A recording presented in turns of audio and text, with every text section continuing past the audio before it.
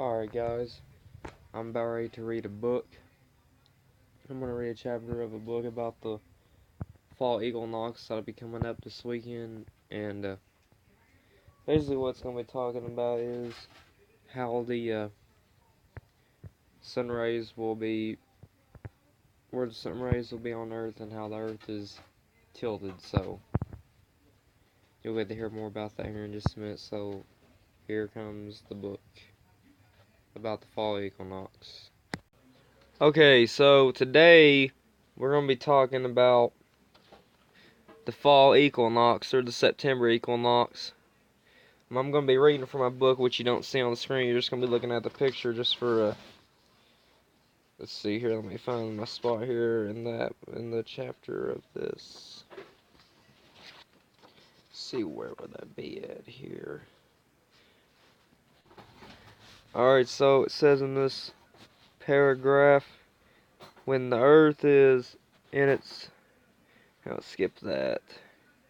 At the equinox in March and September, the tilt of the Earth is axis is neither toward nor or away from the sun. For this reason, the Earth receives equal numbers of the sun rays in both the northern and southern hemisphere, and the sun rays shine most perpendicularly to the equator. In December, the situation is exactly reversed from that to June, or that of June. The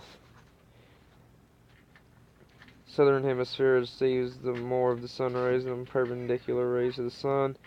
At 23 degrees latitude, and the Tropic of Capricorn is the solar polar area is completely in sunshine, and the North Polar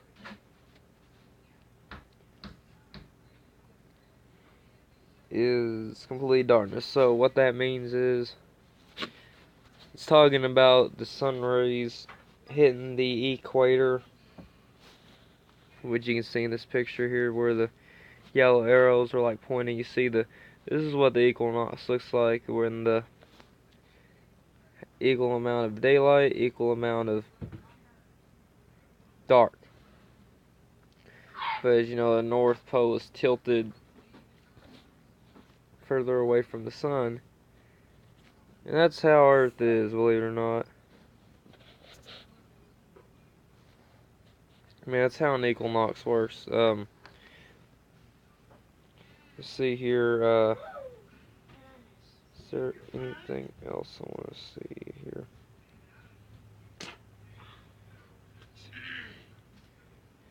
Looking at it, like you see, here's the North Pole at the top.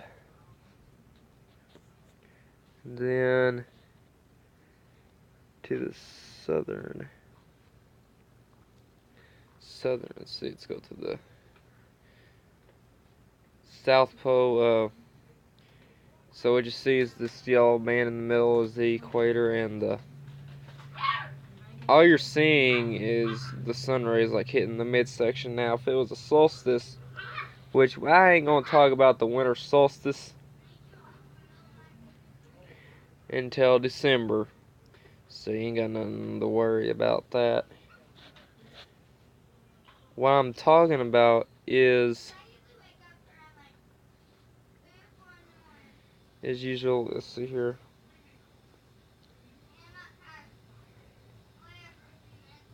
I'm going to read more about this here in a minute.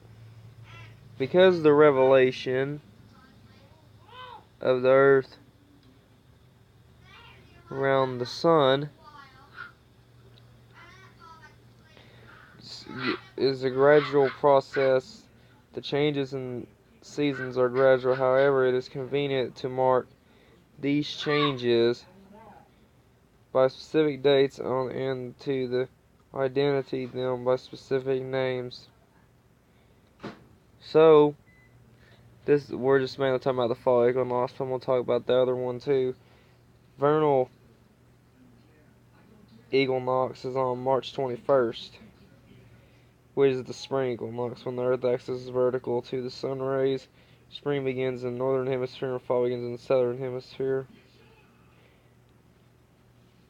But then on June 21st, the summer solstice is when the Earth's axis is indicated 23.5 degrees toward the sun, and the sun has reached its northernmost limit, and it's over the North Pole.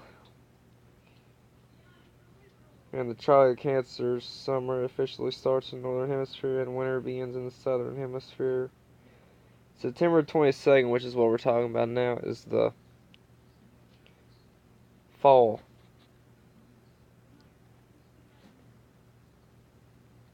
Is the Fall Equinox, which will be this weekend. The day marks the beginning of fall in the northern hemisphere and spring in the southern hemisphere, which is also the day along with March 21st when the sun reaches its highest point, positioned directly over the equator.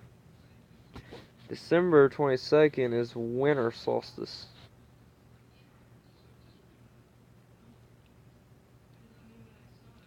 which is when the sun reaches its most zenith positions in the Tropic of Capricorn and marks the beginning of winter in the northern hemisphere and the beginning of summer in the southern hemisphere. So in some years, the actual days of solstice and equinox will be by day from dates given here, because the periods of the revolution is 365.5 days, and the calendar year is 365 days, except for leap year, which is 366 days. So basically what it's talking about is the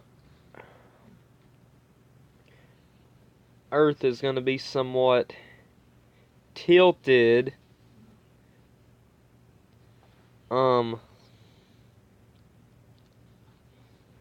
usually in the solstice the Earth is tilted away from the sun on the winter solstice. Now in the southern hemisphere is closer to the sun than the northern. But when summer solstice gets here, the North Pole is tilted toward the sun, and that means longest day of the year for the northern hemisphere. Now, when the sun is the southern hemisphere on the winter solstice, which means it's the longest night of the year. Now, we're just going to talk about the equinox. Now, the fallen equinox is mainly when it starts cooling down. Temperatures are in the 50s and 60s. And I've got a map here on my book that I'm looking at. It's got a map of the Arctic Circle and everywhere. Now let's see here. Let me flip this page here.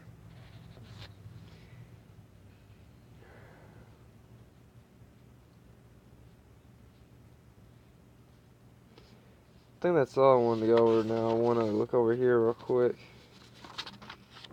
because I got a question I might ask you guys. Solar radiation. Don't need that.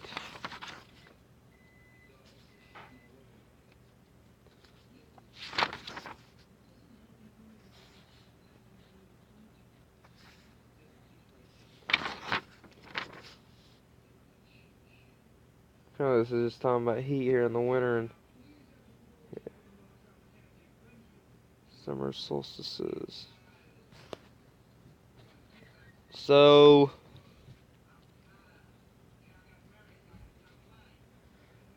my question is this today in this video, if you can comment down below, do you all know the difference between a solstice and an equinox? Huh?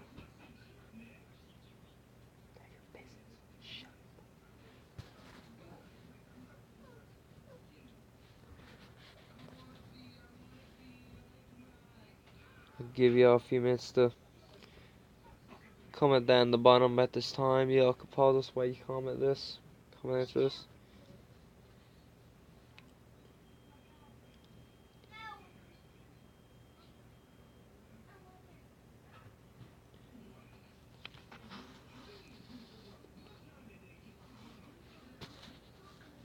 But yeah, this first weather video, I'm zoomed in on the first weather video. Is what I was talking about. Now this will be going up on both of my channels. So my question is, do you know the difference between a solstice and equinox? And here's another question: what are y'all gonna feel?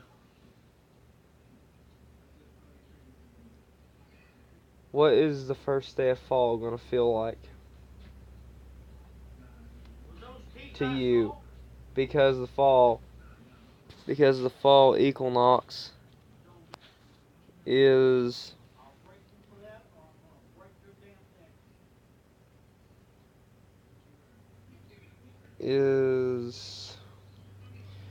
because what does fall feel like to you? Because normally on the first day of fall for me, it's usually kind of cold. It's in the 50s and 60s, but I don't think it'll get really cold. This will be going on my channels, and I hope y'all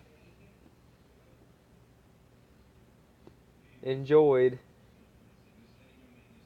Hope this helped you guys out, and hopefully it taught you a little something about this, because believe it or not, I grew up when I learned about the weather. And before I close out this video,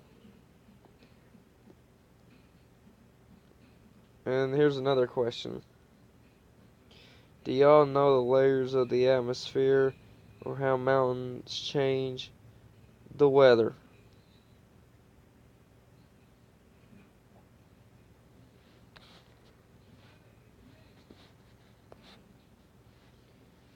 Sorry. Well, anyway, I hope y'all enjoyed this video on both of my channels. So, y'all have a great one. I said this being on just one of my channels, so I hope y'all enjoyed this video. Hope that taught you a little something on the video, talking about the fall equinox coming up, which will be in a couple of days. It'll last about 3 days. And the questions I asked in the video was, do you know the difference between a solstice and an equinox? If you know the answer, comment down below. So anyway, y'all have a great night.